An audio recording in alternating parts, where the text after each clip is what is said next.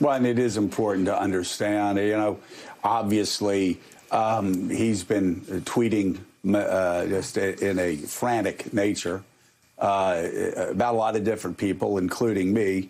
And what I tell people when they call is, first of all, pray for Lori's family. Yeah. But secondly, I'm like, don't get distracted.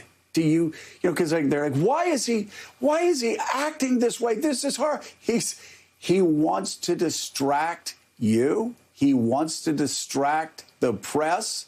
He wants to distract everybody from the fact that the United States of America is moving up to 100,000 dead Americans from a pandemic that he said was hyped up as a hoax by the media to bring him down, and predicted time and again that nobody would die, that it was 15 cases would be down to zero. That was at the end of February. In March, he was telling his own Republican senators, relax, don't worry about it. Everything will be fine. He told a group of African-American leaders in late February that this was going to, quote, magically go away. Reverend Sharpton, talk about how magically this has gone away in African-American communities. It has just absolutely gutted black communities across this country. And here he's talking to African-American leaders saying it's going to magically go away. He doesn't want anybody to remember what he said.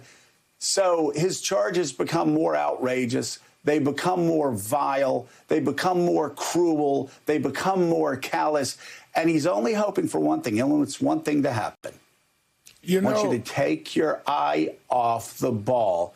And it's the responsibility of all Americans to stay focused, to understand where we are in the middle of this pandemic, and to act responsibly and not listen to the president, but listen to the president's doctors, listen to the president's health officials, listen to Dr. Fauci, listen to Dr. Birx, wear masks, take care of senior citizens, take care of people with underlying conditions, and be responsible. Follow science, not hate. The reality of him standing in front of African Americans, saying this will go away by some magic, when they end up being the ones that are from a community that disproportionately suffered from this, shows how egregious his behavior is. He's telling them about magic, and they come from the communities that have disproportionately died, disproportionately been found to be positive with coronavirus, disproportionately were denied a lot of the stimulus that was needed. And it is he standing there telling them it will be magic. And now he tries to distract us by playing all kinds of games of conspiracy theories and untruths and things that I believe in my soul that he knows better than what he's saying, including his trying to distract us with nonsense about you, Joe, because he knows he cannot face the truth. And the truth is that if he had acted when Fauci and others had warned this country and warned him in January, we wouldn't be sitting here looking at almost 100,000 lives lost and more to come. And he is trying every way he can to make us look at shiny objects somewhere else so we will not focus on him. But let me again, and I reminded people, I had a lot of good friends call me yesterday, a lot of colleagues call me, and I kept reminding them, and I want to remind you this morning, that Americans are so good. Most Americans don't live in the gutters of Twitter. Most Americans don't live posting hateful things about people on Facebook. They talk about their loved ones. They talk about their faith in God. They talk about their children, their grandchildren. I mean, we have them outnumbered. I did that old Paul McCartney quote that he probably doesn't even remember saying, but it stuck with me 30 years ago when they asked Paul why he was such an optimist. He goes, you know what? Because I think we've got them outnumbered. I look around and everywhere I go, I see good people. And that's what I've seen in this pandemic. Americans, good Americans, who want to take care of their families, who want to act responsibly, who sheltered in place even when politicians were bumbling around making political calculations.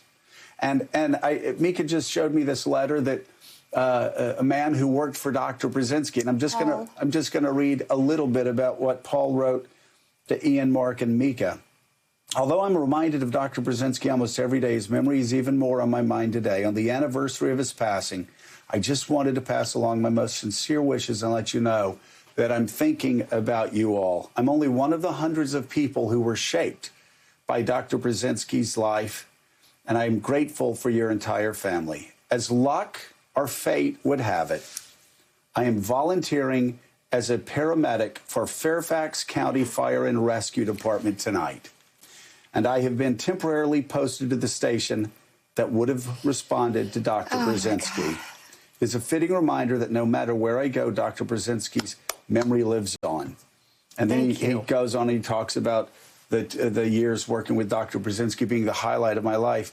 But here's a man, first of all, reaching out to people, to thank people, because I think that, I know that's what I'm doing in this pandemic. So many of my friends are doing the same thing because we're slowing down. As Peggy Noonan wrote about, we're becoming more plain, we're becoming more simple in all the right ways. But he's volunteering. On the front lines. On the front lines in the middle of a pandemic. Why? Because he's a good American. And my dad would be so proud. And that's the thing that we always have to remember, is that there's a lot of noise coming out of the White House. There's a lot of noise churning around in Twitter. There's a lot of hatefulness. But at the end of the day, that's a small minority.